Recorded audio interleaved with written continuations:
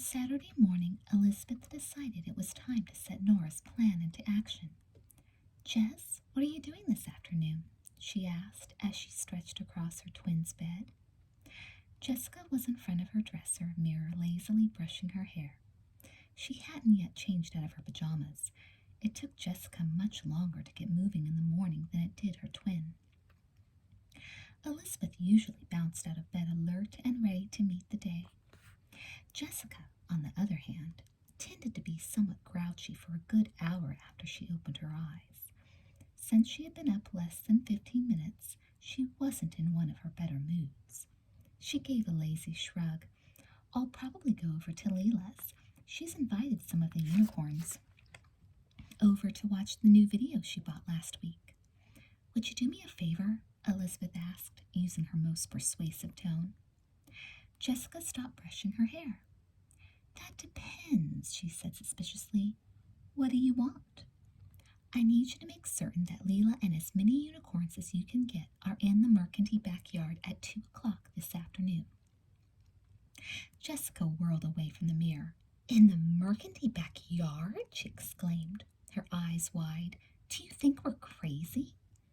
Nora wants to put a stop to all of the rumors about her grandparents in the Mercanty mansion. Jessica blinked in disbelief. How does she think she's going to do that? I think she's going to introduce us to her grandmother, Elizabeth stated.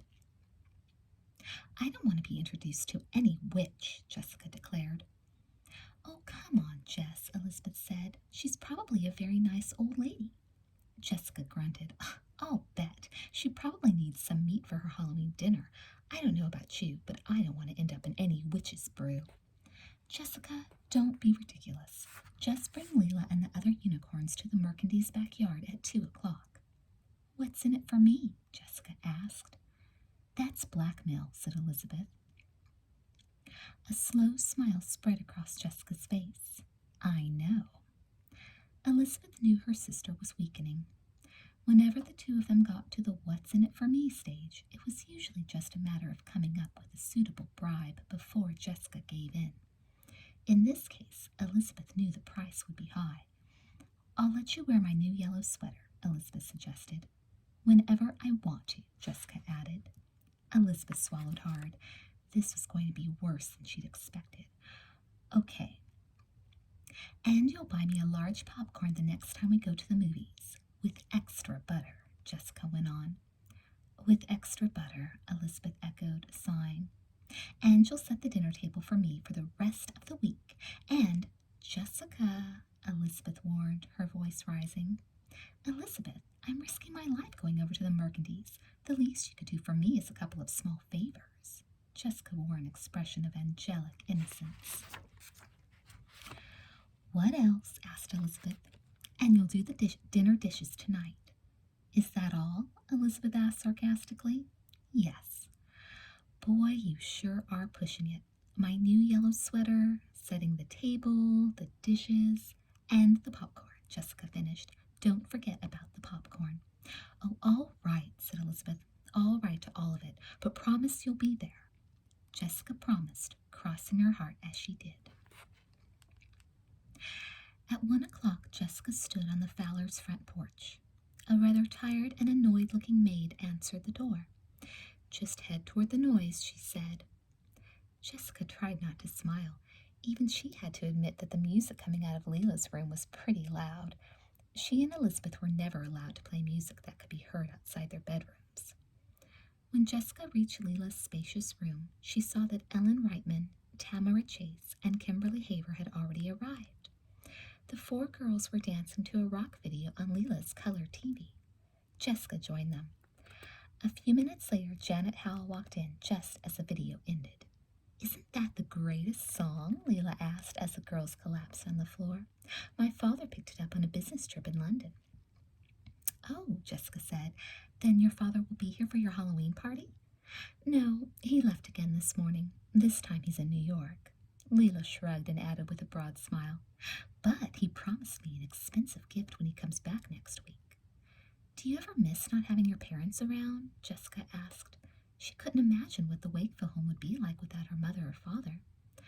I missed my mother when she first moved away, Leela admitted reluctantly, but I get to visit her for 2 weeks every summer.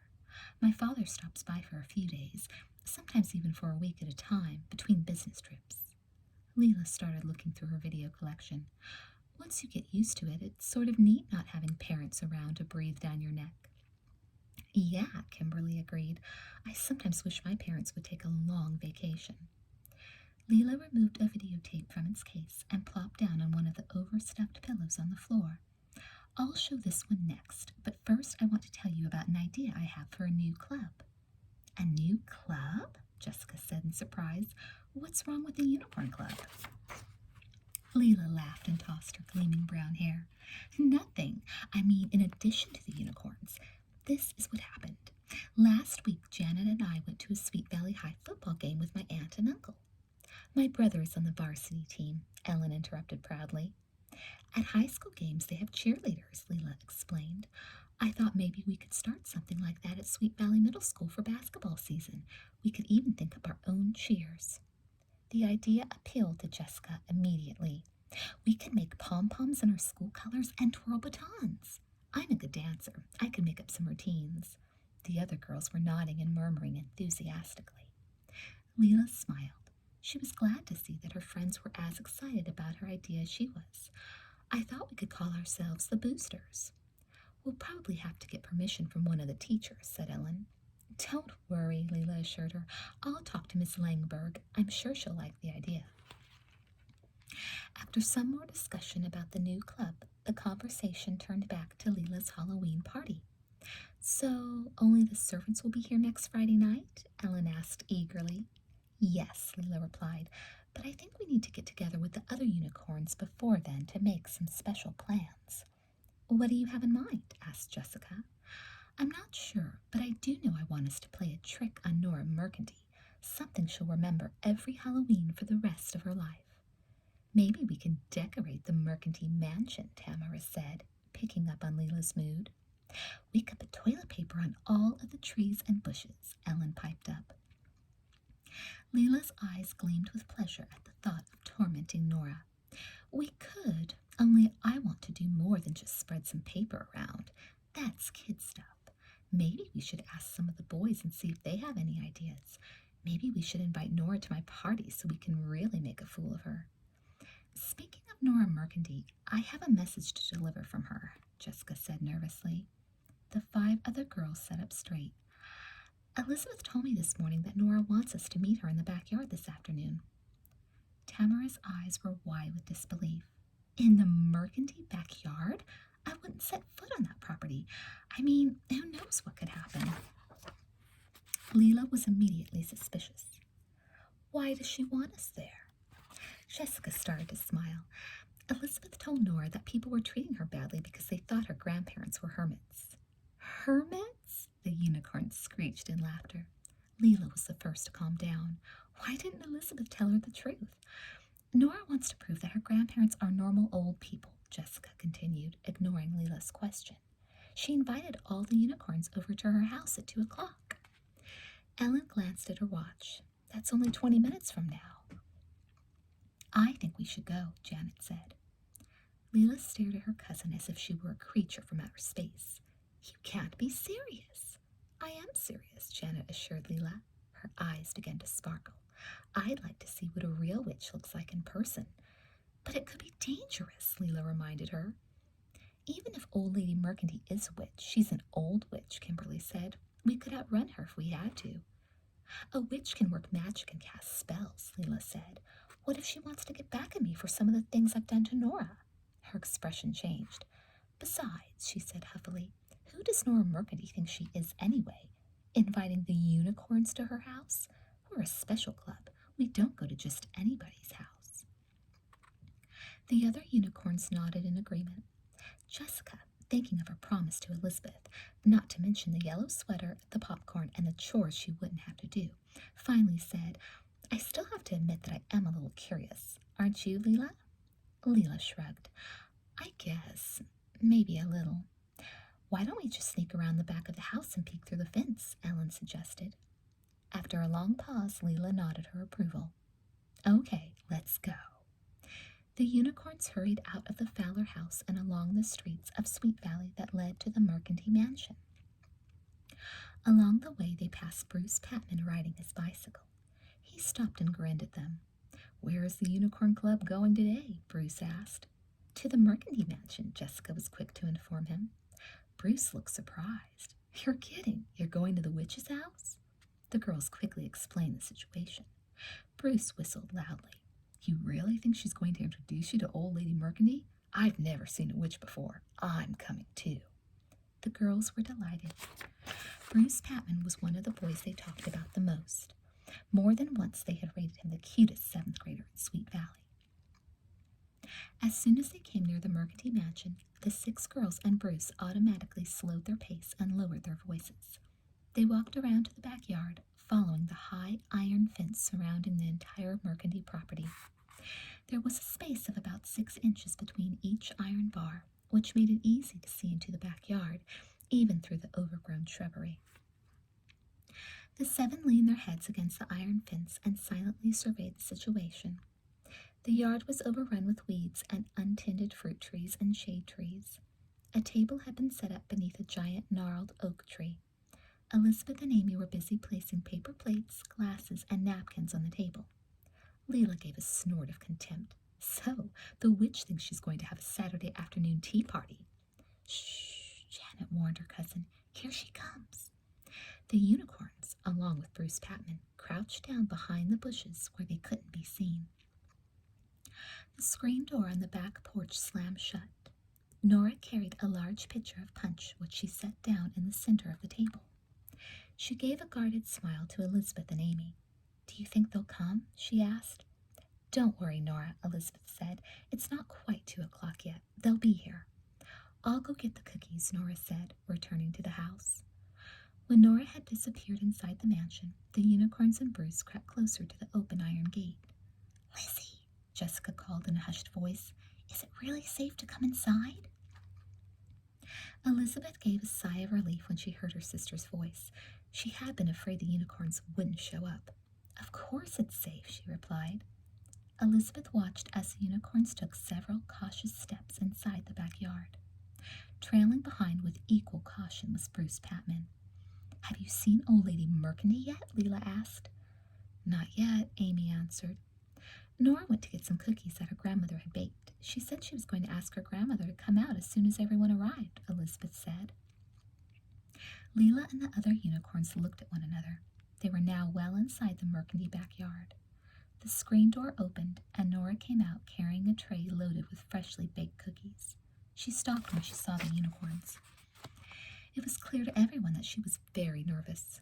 She placed the tray on the table. With a tentative smile, she managed to get out a weak hello. Although the hello was intended for everyone in general, Nora's eyes never left Leela's face. She knew that it was Leela who would decide the outcome of today's meeting. "So, where's Old Lady Mercanty?" Leela demanded. If she was nervous, she didn't show it. "My grandmother will be out in a minute," Nora replied. "Would you like some cookies and punch first?" "How do we know you haven't poisoned them?" Ellen's eyes narrowed with suspicion. Elizabeth laughed and took a cookie. "Don't be silly, Ellen. Here." She passed the tray to Amy. "Amy and I will have one first." As Bruce and Leela reached for the tray, the screen door suddenly burst wide open. Standing in the doorway was a tall man in a black suit. His white hair stuck out wildly in all directions, and his face was ghostly pale. He walked stiffly as he took a step forward. In a deep, menacing voice, he mumbled one word over and over again. "Nor, nor, nor." Still walking stiffly, he moved toward the children with slow, unbalanced steps. "It's a zombie!" Leela screamed. The tray of cookies that Amy was holding crashed to the ground. "It is a zombie!" Bruce yelled. "Let's get out of here!" As he spoke, Bruce dashed toward the back gate. All 6 unicorns were right behind him. Elizabeth and Amy were holding on to each other, but they didn't move. They just kept staring at the strange man. Nora, realizing that her chances to settle things with the unicorns had been ruined, burst into tears. "You better leave now," she sobbed. Elizabeth and Amy turned and rushed out of the yard. Behind them they could still hear the man mumbling, "Nor, Nor. Chapter 7. A zombie at the Mercanty Mansion. Between the unicorns, Bruce Patman, and Caroline Pierce, the news spread across town like wildfire. In homeroom on Monday morning, it was clear to Nora that there wasn't a single student who didn't look at her strangely or avoid her altogether. To make matters worse, for some reason Elizabeth and Amy weren't in class. At lunchtime, Nora sat alone in the cafeteria. She kept her eyes lowered, but she couldn't help noticing the unicorn table and the crowd of people gathered around it. He looked just like the Frankenstein monster, Ellen was saying for about the 100th time that day. He walked straight toward us, and he kept mumbling one word over and over again, Leela was telling Mary Giacchio. It sounded like murder, murder, murder. Mary gasped in horror, as did everyone else who had gathered around to hear what had scared the unicorns at the Mercanty Mansion. The story went from table to table, and the more it was repeated, the more it changed and grew. By the end of the lunch period, there were rumors flying around Sweet Valley Middle School that a monster with a knife had tried to kill the unicorns. Leela, Jessica, and Ellen left the cafeteria 10 minutes early to walk to gym class. That gave them plenty of time to talk more about the zombie. I get the creeps every time I think of it, Ellen said. Do you think he was a real zombie? Jessica asked. I don't know, but he was weird, Leela said. What really makes me mad, she added, is that Nora wanted to get us to the Mercanty Mansion just so she could scare us. That was mean of her, Ellen said. I think we should show her she can't go around trying to scare anybody in the Unicorn Club. We can't let anyone make us look bad, Jessica said in a determined voice. Ellen gave Leela a knowing smile. I get the feeling you have something up your sleeve, Leela. Leela's eyes narrowed and a crafty smile spread across her face. Yes, I do. I have an idea that's going to pay off for all the unicorns. What we need is a slave, and I think that Nora would make the perfect one. Before they reached the gym, Leela explained exactly what she was going to do. Nora had already changed into her gym clothes when the other girls in the class started to drift into the locker room. Again, Nora wondered where Elizabeth and Amy were. She sat alone on the small wooden bench in front of her locker. She was afraid to speak to anyone, and everyone around her acted as if she were invisible. Leela soon changed that. She sauntered down the narrow aisle between the long rows of lockers and stopped in front of Nora. Then she folded her arms and gave Nora a long, cold stare. The unicorns would like to have a little talk with you right after class. Nora's heart started to pound. What about? She stammered. We'll let you know after class. Meet us at the front door of the gym, Leela ordered. For the next half hour, the girls played volleyball. Nora, usually a good athlete, couldn't concentrate on the game. She couldn't understand where Elizabeth and Amy could have disappeared to. She hoped they weren't purposely avoiding her. When the bell rang, Nora started to feel desperate. She quickly showered, dressed, grabbed her books, and made a dash for the door. Standing in the doorway, she saw a welcome sight. Nora smiled for the first time that day. Elizabeth, I'm Jessica, Jessica informed her coldly. She watched Nora's smile fade before she continued. Leela told you to wait here. Yes, but just don't run off to study hall before she gets here, Jessica warned. We want to talk to you. Nora sighed, her shoulders sagging. She felt helpless. When Leela and Ellen arrived, she just stood there frozen. The three girls surrounded her. Leela, as usual, took charge. We know you invited us to your house on Saturday just to scare us. That's not true, Nora protested. Shut up and listen to Leela, Ellen said. Leela smiled at Ellen before she turned her attention back to Nora. To pay for the way you treated us on Saturday, you're going to run an errand for us this afternoon. What kind of errand? Nora asked in a small voice. The unicorns love cookies, said Leela. Our favorites are the giant chocolate chips from the Stone Crumb Bakery on Yale Avenue. During study hall, you're to go over there and buy us a dozen chocolate chip cookies. And get them back here before study hall's over, Ellen piped up. We want to have plenty of time to enjoy them. Nora's eyes went wide with concern. But students aren't allowed to leave the school grounds during study hall, she said. No kidding, Ellen said sarcastically. What if I get caught? I could really get in trouble. Leela shrugged. That's a chance you have to take. Nora swallowed hard. It took all of her courage to look straight at Leela. You can't order me around, Leela. Yes, I can, Leela replied confidently. If you don't follow my instructions, tomorrow you're going to be in trouble anyway, with Mr. Edwards again. I haven't done anything. How can you get me in trouble? Leela gave Nora a look as cold as ice.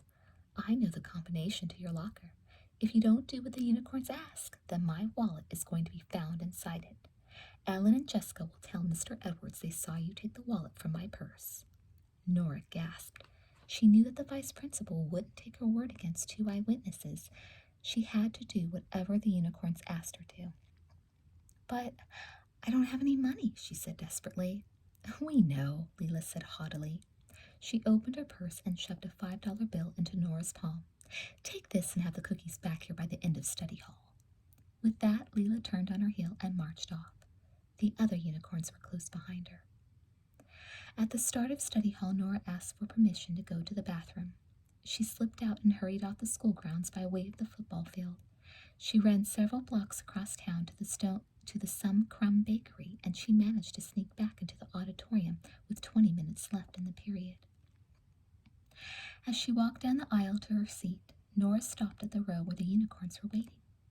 Her hands trembled as she placed the bag of cookies on the small folding desk in front of Leela. Well done, slave. Leela spoke like a queen. We'll give you more orders tomorrow. You're excused now. Nora headed shakily to her seat. Her stomach churned with fear. What might the unicorns think up for her next? She opened her math book and looked around desperately for Elizabeth and Amy. They were still nowhere to be found. Nora was sure now that they had abandoned her. She felt completely alone. Chapter 8. At 7:30 that evening, the Wakefields were gathered in the living room of their split-level ranch house. Mr. Wakefield and Stephen were watching a football game on TV. Mrs. Wakefield was curled up on the couch reading a novel, and the twins were busy putting finishing touches on their Halloween costumes. Jessica slipped a red and yellow plastic lei around her neck. In a halter top and grass skirt, she began to hula around the living room. Oh, brother, Stephen hooted. Now I never want to go to Hawaii. I think she looks cute, Mrs. Wakefield said, coming to Jessica's defense. Jessica ignored Stephen. Thank you, Mom, said Jessica.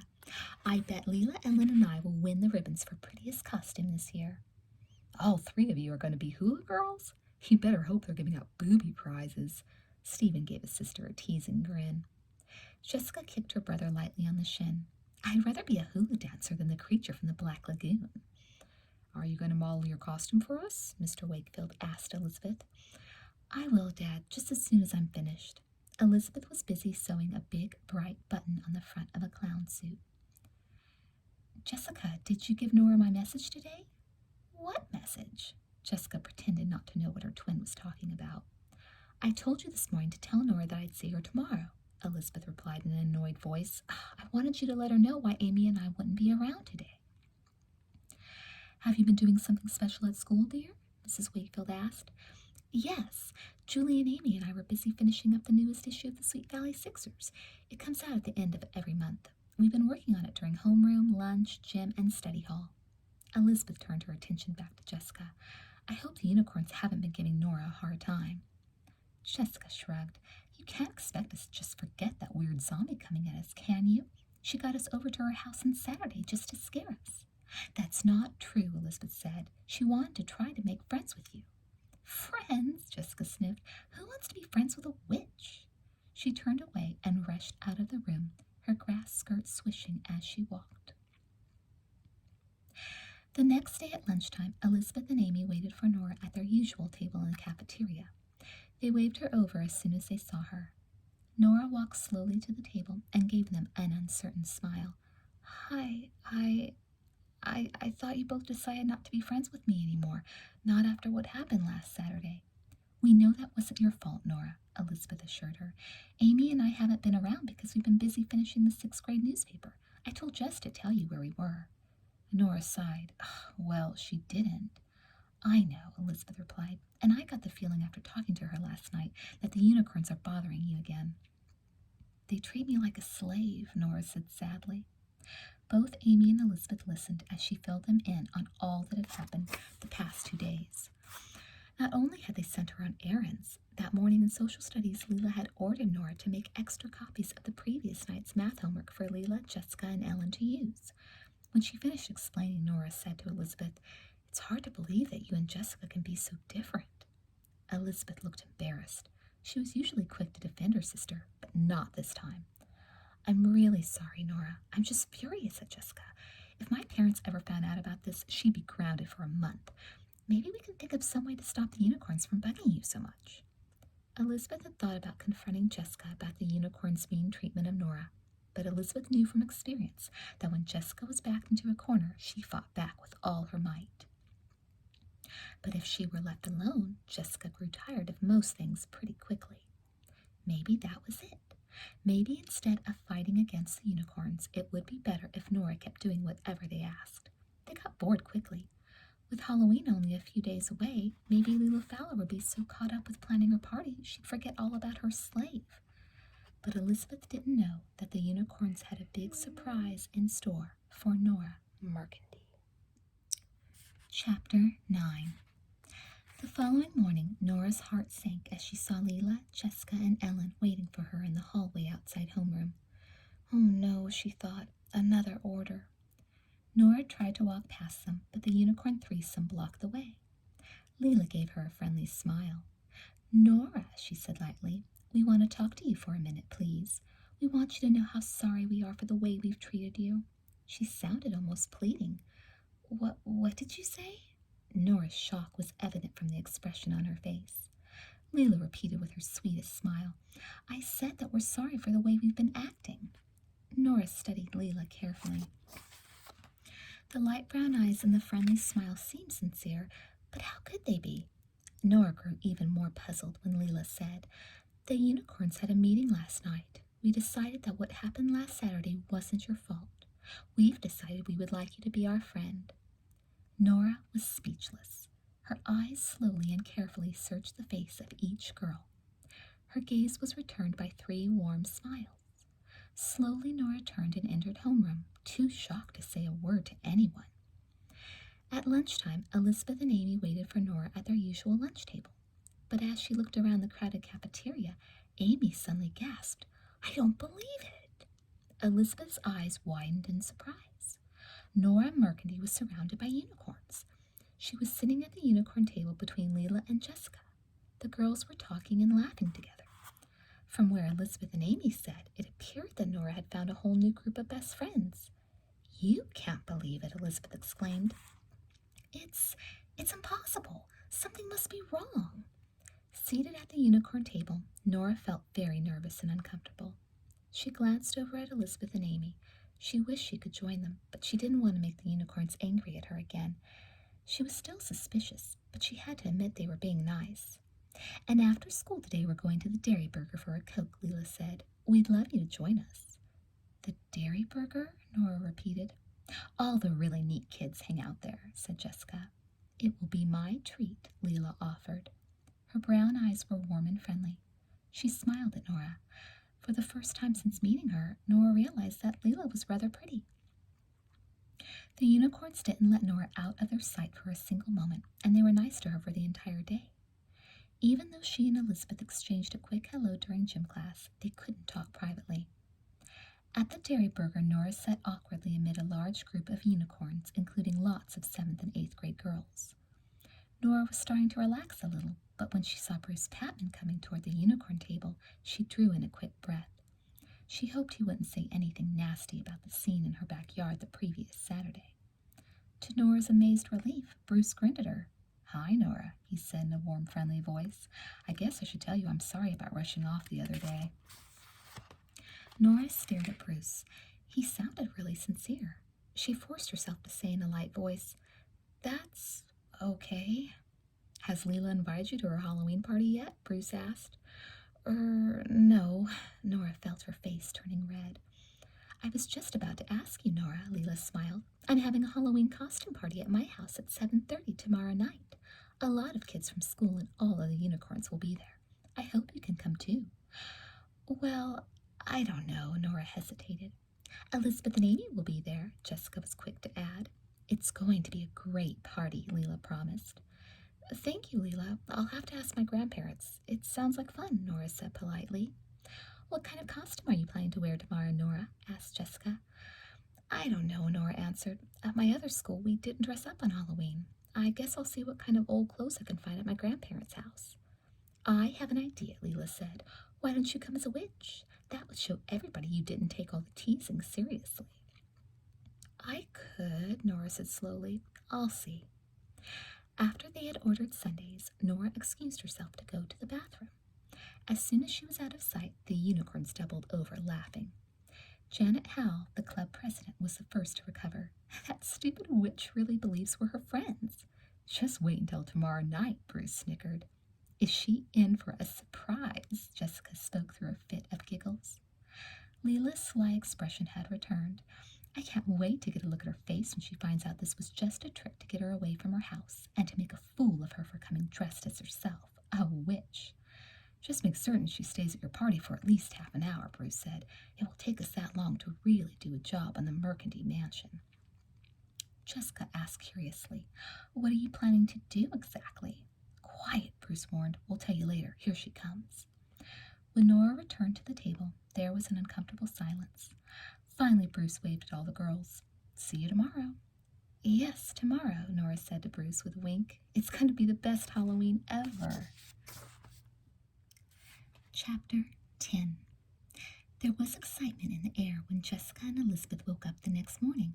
Halloween had arrived at last. The twins took an extra long time in front of their dresser mirrors, applying makeup and getting into their costumes. After slipping into the polka-dotted clown outfit she had worked on for days, Elizabeth applied 2 big round spots of rouge to her already rosy cheeks. She covered her blonde hair with a curly red wig made of yarn. The finishing touch was a gigantic red rubber nose. She laughed aloud as she inspected herself in the floor-length mirror attached to her door to the twins' shared bathroom. Jessica stood beside Elizabeth and admired her own costume. She had put on lots of pancake makeup, long false eyelashes, and wore a black wig that hung to her waist. Dressed in the grass skirt, halter top, and flowered lei, she did a few hula steps in front of the mirror. When they appeared downstairs, Stephen almost choked on a spoonful of cereal. When he was finally able to speak, he said, Boy, do you two look stupid. Mrs. Wakefield smiled at both girls. You both look adorable, she said, giving Elizabeth's rubber nose an affectionate squeeze. Mr. Wakefield grinned at his daughters. I think you've done a great job on your costumes. Jessica was often teased by her family for having an enormous appetite. On special days such as this one, she ate even more than usual. This morning her plate was piled high with a huge serving of scrambled eggs, bacon, and a piece of toast smothered with grape jelly. She gave a toss of her black wig and lifted a forkful of eggs to her mouth. At that instant, one of her false eyelashes dropped onto her toast and sank into the sticky jelly. Stephen almost choked for a second time. Even Elizabeth and her parents couldn't keep from laughing. Jessica angrily retrieved the eyelash. Holding it delicately between her thumb and forefinger, she marched upstairs to wash and repair it. On the way to school, Jessica was met by her 2 hula partners, Leela and Ellen. The trio swayed all the way to hula music blaring from Leela's cassette player. Meanwhile, Elizabeth stopped by Amy's house. Amy opened the front door wearing a clown costume nearly identical to Elizabeth's. Elizabeth giggled. I feel like I have another twin. Although it was awkward walking in the clown suits, Elizabeth and Amy hurried along the streets of Sweet Valley. Their classmates were dressed in all sorts of outrageous costumes. Some of them were easy to identify, while others were impossible to recognize in their makeup or masks. Elizabeth and Amy gasped when they saw Nora Mercandy. She looked like a real witch. Her costume consisted of a pointed black hat, stringy black and gray hair, a long black dress, and buckled black shoes. It was the makeup that made Nora look truly grotesque. Her face was pure white with black paint around her eyes. Her hands were also painted white, and long animal-like claws hung at the ends of her fingers. Nora? Elizabeth hesitated. She wasn't quite sure if she was talking to Nora or to a real witch. For just an instant she thought of all the rumors about the Mercandys. Hi, Elizabeth. Hi, Amy, Nora called. I'm sorry I didn't get to talk to you yesterday. That's okay, Elizabeth replied. I can't figure out why the unicorns were so nice to me all of a sudden, Nora said, still puzzled. The hideous wrinkled white face broke into a smile. Leela even invited me to her party tonight. Elizabeth smiled at Nora. Maybe they finally realize how nice you really are. Anyway, she added, I'm glad you'll be at the party. Thanks. So am I, Nora admitted shyly. The bell for homeroom rang. Together the two clowns and the horrible-looking witch hurried across the school grounds to class. When Miss Polly entered her homeroom, no one even noticed. Students were all over the room checking out one another's costumes. Charlie Cashman was dressed like a pirate. He was racing around waving a silver cardboard sword over his head. Someone dressed as King Kong was standing on a desk, grunting and pounding his hairy chest. A tramp carrying a knapsack over his shoulder pretended to try to catch King Kong.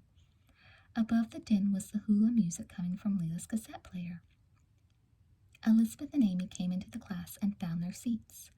They were followed by Nora.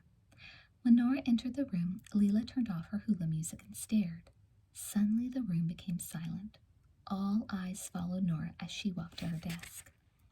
Nora Mercandy had come dressed as exactly what everyone had said she was, an evil witch.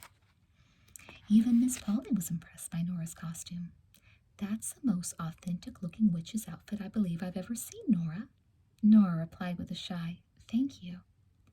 Miss Polly turned her attention to the entire class. I know it's difficult to sit quietly in your seats on Halloween. A slow smile spread across the teacher's face. Therefore, I think I won't ask you to stay in your seats this morning. The room was filled with cheers. King Kong pounded his chest in appreciation, and Charlie Cashman pounded the tramp's head with his cardboard sword. The Sweet Valley Middle School Halloween celebration had begun. At lunchtime, the unicorns again insisted that Nora join them at their table.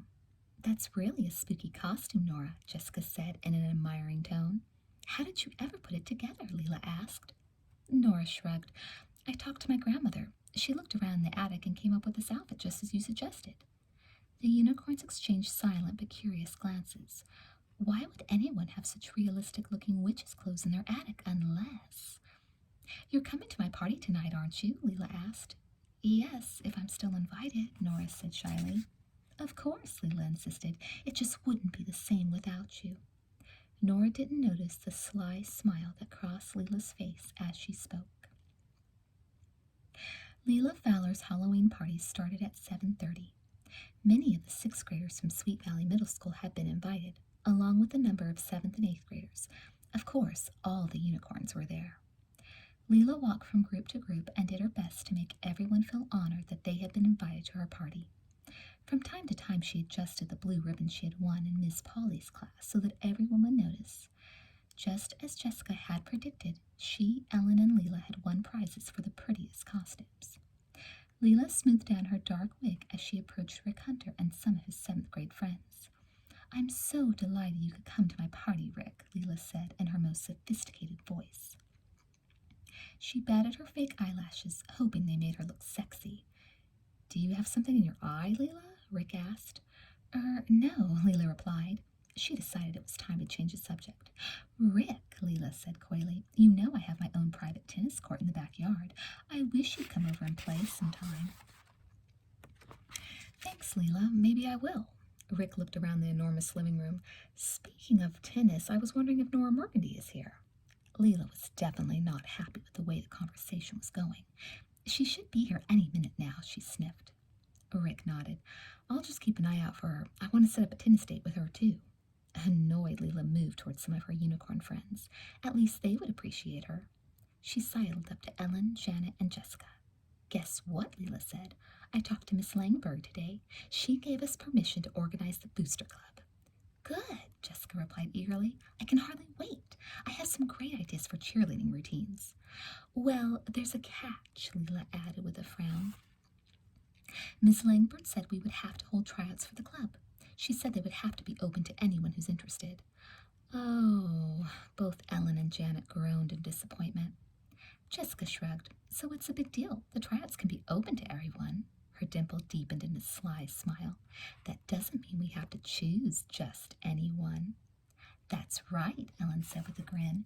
We can't help it if we just happen to choose our best friends. I think we should try to get as many unicorns as possible into the booster, said Janet. Ms. Langford suggested that we make some posters. We're supposed to hang them around school so that everybody will know when the tryouts are. We can make them small, Leela giggled. Just then, Ellen spotted Ken Matthews. Look at Ken, she said in a whisper. He's really cute. It's too bad he's so short. The unicorn spent a lot of time rating various boys from Sweet Valley. I think he's a total loser, said Jessica. He's practically a midget. When are Bruce and Charlie going to sneak away from the party? Ellen asked. I'm not sure, Leela replied. Just remember, we have to keep the witch busy for a half hour or so she won't notice when they leave. Wait till she sees what they do to her house. Just then, Leela saw the maid ushering Nora Mercanty into the room. With a false smile, Leela waved at Nora. Nora walked slowly over to where the small group of unicorns had gathered in the center of the living room. She was wearing her witch's costume. This is really a beautiful house, Leela, she told her hostess politely. Leela shrugged. Yes, I know. My father makes a lot of money. Across the room, Nora spotted Elizabeth and Amy still in their clown costumes. She waved and started to walk toward them when Jessica took her by the arm and steered her in another direction. Jessica flashed her sweetest smile. Come with me, Nora. I'll show you where the food is. Reluctantly, Nora followed Jessica into the dining room. Elizabeth had taken off her rubber clown nose so that she could manage to drink a glass of punch without spilling it. I wonder what Bruce and Charlie are whispering about, she said to Amy. Amy followed Elizabeth's gaze. The two boys were soon joined by Jerry McAllister. All three suddenly burst into laughter. Knowing those guys, I'll bet they're up to something, Amy said. Just then, the three boys slipped quietly away from the crowded living room. In the dining room, Jessica received a thumbs-up signal from Leela. This meant that Bruce and his friends were on their way to the Mercanty mansion. Jessica's attitude toward Nora changed abruptly. So, Nora, how have you enjoyed yourself so far this evening? She asked harshly. Nora blinked. Everything has been very nice. I'm glad Leela invited me. We're sure glad you came dressed as yourself, Mercanty witch, Ellen said with a voice full of sarcasm. Yes, Leela continued loudly, having a genuine and ugly witch come to your Halloween party sort of adds to the fun.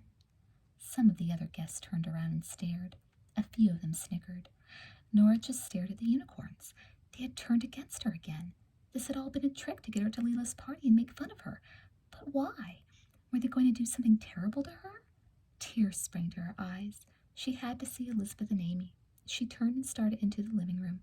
Behind her, Jessica, Leela, and Ellen were still laughing. Nora got as far as the hallway and stopped short. She overheard Tamara Chase talking to Janet Howell and two other 8th grade unicorns. Some of the boys just left to take care of the Mercanty mansion. They've got rotten eggs, toilet paper, spray paint, and loads of other stuff. Tamara and the other girls broke into peals of laughter. So that was it. They weren't going to hurt her. It was her home, her grandparents. Suddenly Nora could stand no more. She marched into the dining room.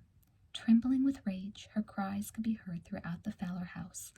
I hate you, Leela. I hate all of you. She whirled around and dashed out the front door. There was a stunned silence while everyone tried to figure out what had happened. Elizabeth made her way toward Jessica. What have you done to her now? She demanded. What are you blaming me for? Jessica asked. You've seen how nice we've been to her. She's just a crazy witch, Leela explained to everyone. Everybody knows the Mercantys are weird. Let her go to the haunted house where she belongs. Elizabeth hesitated for a single moment. She didn't believe there was any truth to the rumors about the Mercantys, and now she had to help out her friend. She turned on her heel and ran out the front door after Nora. Jessica started after her sister. Let her go, Leela said. Come on, everybody, let's get back to the party. For once, Jessica ignored her closest friend. No, she cried. Who knew what could happen to Elizabeth if she went near the Mercanty mansion on Halloween night? Jessica pushed past Leela and raced out of the Fowler home in hot pursuit of Elizabeth and Nora. Amy Sutton and Rick Hunter hurried after her. They were followed seconds later by the rest of the bewildered guests, including Leela Fowler herself. It was 3 blocks from Leela's house to the Mercanty mansion. Nora ran the whole way. When she reached the iron fence around her home, she spotted a shopping bag full of spray paint and cartons of eggs. Rolls of toilet paper had already been spread around the trees and bushes. Nora picked up the bag and followed the sound of whispering voices. Bruce was busy draping toilet paper over low bushes near the front porch of the old house. "Stop it, Bruce! Stop it right now!" Nora screamed. Her piercing cries caught Bruce off guard. Holding a roll of toilet paper in his hands, he just stood and stared. In her fury, Nora hurled the bag of paint and rotten eggs at him.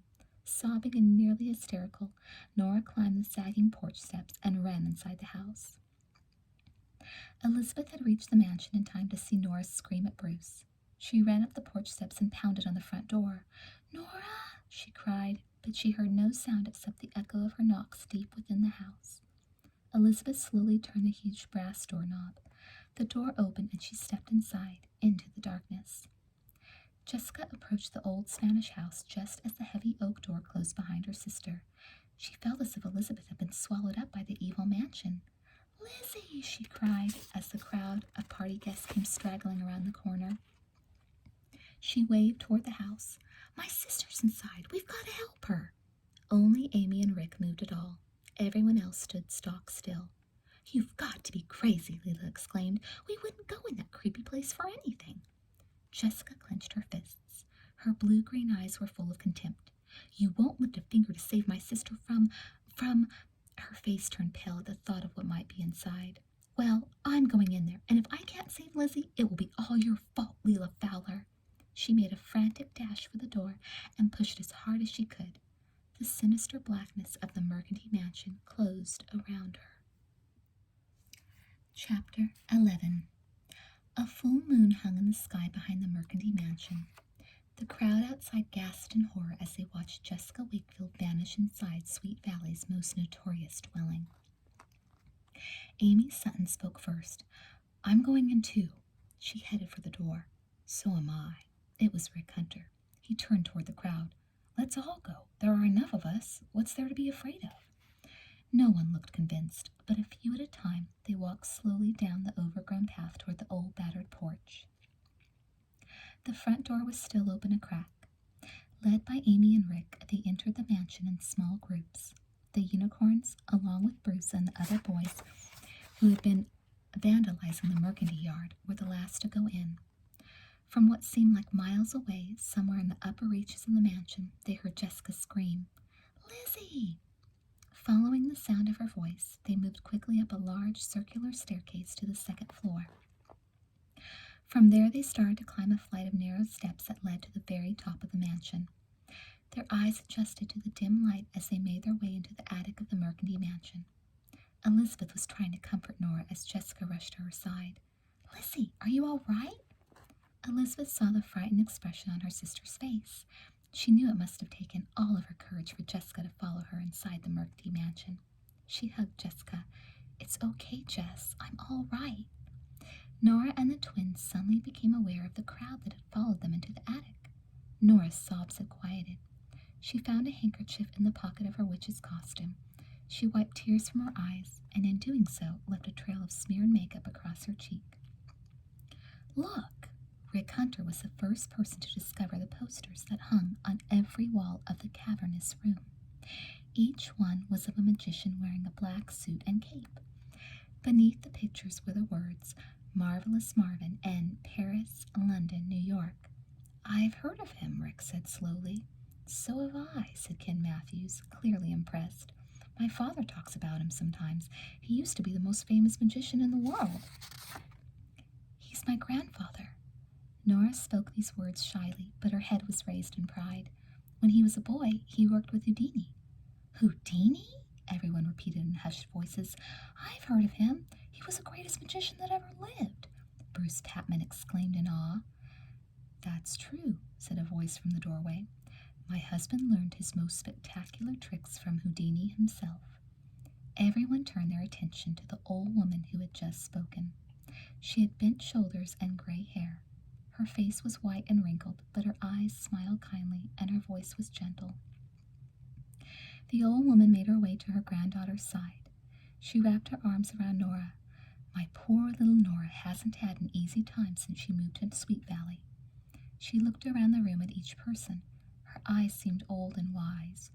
"We weren't expecting company, so we have no food or drink to offer you, but perhaps we can entertain you instead. Would you like to meet Marvelous Marvin?" There was a low murmur of enthusiasm from nearly everyone in the room. Very well, I shall return in a moment. Nora, dear, I think you should explain your grandfather's condition to your friends. Most of her schoolmates found a comfortable spot on the floor. Others stationed themselves on one of the several worn pieces of furniture stored in the attic. Elizabeth and Jessica sat next to each other on a covered trunk. Nora was still timid and uncertain. She began softly, I know there have been a lot of rumors about this house and the Mercandy since my grandparents moved here. About 10 years ago, my grandfather had a stroke. He can't go out, and my grandmother has to be with him all the time. As Nora went on, she became aware of a change in her audience. They listened quietly, and it was obvious they wanted to hear more. Nora began to relax. She spoke with more confidence. In a few minutes, you'll meet my grandfather. Some of you met him the other day and thought he was strange and frightening. That's because he's partially paralyzed, which causes him to move stiffly. He can't speak clearly either because of the stroke, but he can understand everything we say. As Nora spoke, an elevator door at the far end of the room slid open. Inside, Marvelous Marvin was seated in a wheelchair. Old Mrs. Mercandy guided the chair out of the elevator and into the center of the room. The old man lifted his hand in greeting. My grandfather can't perform all his tricks anymore, but he's been teaching me how to do some of them, Nora explained. If you want me to, I can try to saw someone in half. There were some gasps and then applause and an eager nodding of heads. So that's why there's always lights flickering in the attic, Janet whispered to Ellen. Nora's usually bashful smile turned to a teasing grin.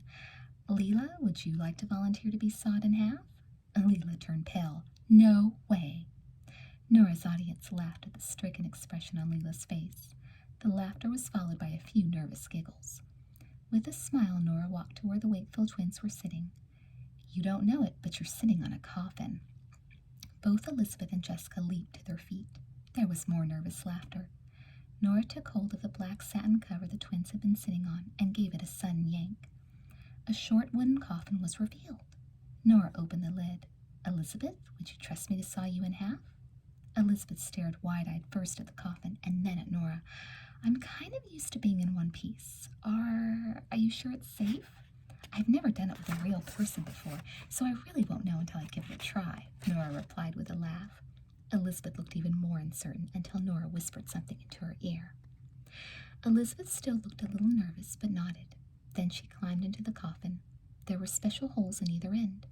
Elizabeth's head hung out of one end and her feet stuck out the other. Nora closed the lid and padlocked Elizabeth inside.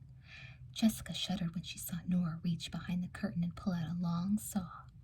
Everyone leaned forward expectantly. Nora fit the saw into special grooves in the center of the coffin above Elizabeth's waist. Then, with a loud, rasping noise, she started to pull the saw back and forth. When it had sawed halfway through the box, Elizabeth let out an ear-piercing scream. Her eyes closed. It looked as though she had fainted. Jessica took a step forward, but Amy grabbed her hand and whispered, It's just a trick, I think. Nora's grandmother assisted her in the final moment of the trick. She stood at one end of the coffin and Nora at the other. They both gave a pull. The coffin divided into two halves. There were gasps and cries throughout the attic. It looked to everyone as if Elizabeth had been sawed in half. Nora held up a hand to calm her audience, then motioned to her grandmother. The old woman pushed on her end of the coffin, and Nora pushed on the opposite end until the coffin was together again. Nora tapped the coffin lightly, unlocked the padlock, and lifted the lid. Elizabeth suddenly opened her eyes and sat up with a wide smile for everyone. There was a burst of applause and cheering. Hey, Bruce shouted over the uproar. Do you know any tricks to make a person taller? Ken Matthews could sure use one. Everyone began to laugh. Even Ken laughed nervously. Deep down it hurt him, but he was used to people making mean jokes about his height. Soon Nora was surrounded by a crowd of admirers. Leela quietly approached her. I guess you're not a witch after all, she said reluctantly. It wasn't exactly an apology, but Nora decided it was probably as close as Leela would ever come to making one. I'm glad you noticed. Nora's eyes were twinkling. I hope we don't have to be enemies anymore. Jessica, Ellen, and Janet gathered around and exchanged looks with Leela. It was clear that they couldn't gossip about the Mercandys anymore because Nora had laid all the rumors about her family to rest. It was also clear to the girls that Nora had won many new friends. From a short distance away, Elizabeth and Amy watched Nora and Leela nod their heads. Elizabeth's smile was warm. It looks as if everything is going to work out for Nora after all, she said. Amy grinned. Whoever would have guessed that we had a world-famous magician living right here in Sweet Valley, and his talented granddaughter as well? Both girls looked over at Nora's grandparents. It was clear that they were having more fun that night than they had had in years. And to think that anyone ever thought Mrs. Mercanty was a witch, Elizabeth mused, shaking her head and looking at the kindly old woman. One thing's for sure, said Amy. No witch ever looked that happy. Only one person looks happier, Elizabeth said. She looked across the room. Nora was standing with Rick Hunter and some other sixth graders. Her eyes were sparkling and her face was radiant. Amy nodded. I know exactly what you mean. I guess Nora is the happiest ex-witch in Sweet Valley. Chapter 12. The Monday morning after Halloween, Jessica dragged herself downstairs even later than usual. You better hurry, Jessica, Mr. Wakefield said lightly. Stephen's eating everything on the table. Jessica laughed. She held her father's briefcase while he slipped on his jacket. Mr. Wakefield took the briefcase and planted a kiss on the top of Jessica's blonde head. Thanks, honey. I'll see you tonight. Bye, Daddy, Jessica called after him. In the kitchen, Stephen was buttering the next to last piece of toast. Before taking her seat, Jessica carefully leaned the roll of poster paper she had been holding against her father's empty chair. What's that? Stephen asked curiously. Posters, said Jessica, reaching for the last slice of toast. Leela and I made them yesterday, and we're going to hang them around school today. Does this have something to do with the booster club you were telling me about? Mrs. Wakefield asked. Jessica took a large gulp of orange juice. Yes, Miss Langbert said we need to let everyone know about the tryouts. Elizabeth raised her eyebrows. Who's going to pick the boosters? Jessica smiled sweetly at Elizabeth. The selection committee is made up of Leela, Ellen, Mary, and me. Why don't you just rename the unicorns the boosters? Elizabeth asked. You'll probably have the same girls in both clubs. That's not true, Jessica replied. Anyone that really is a good cheerleader can get voted into the boosters. Jessica, I hope you and your friends will judge the girls trying out for the boosters on their talent and ability and not on their popularity, Mrs. Wakefield said. That's what we're going to do, Mom. But Elizabeth sensed from Jessica's sugar-sweet voice that might not be the case at all. Later that afternoon, as Amy and Elizabeth walked down one of the school corridors, Amy spotted a booster poster. Hey, a booster club, Amy said. That sounds like fun. I think I'll try out. You're not serious, Amy. Elizabeth was surprised. Why would you want to do that? I think it would be neat to cheer for the basketball team. Besides, last summer my Aunt taught me how to twirl a baton, and I got pretty good at it. But the unicorns are organizing the club, Elizabeth said. So what? Replied Amy. It could still be fun. Are you kidding? Elizabeth replied. I told you I went to one of their meetings. All they did was gossip and talk about boys. Amy shrugged good-naturedly. There's nothing wrong with talking about boys. But what if the unicorns pick just their friends to be on the squad? Elizabeth asked. Well, they may want me too. There's no harm in trying out, Amy insisted, and that's what I'm going to do. Elizabeth looked at Amy with growing concern. She remembered how hard it had been to lose Jessica to the unicorns. Could she lose Amy too? Will Elizabeth lose her best friend to the unicorns? Find out in Sweet Valley Twins number 4, Choosing Side.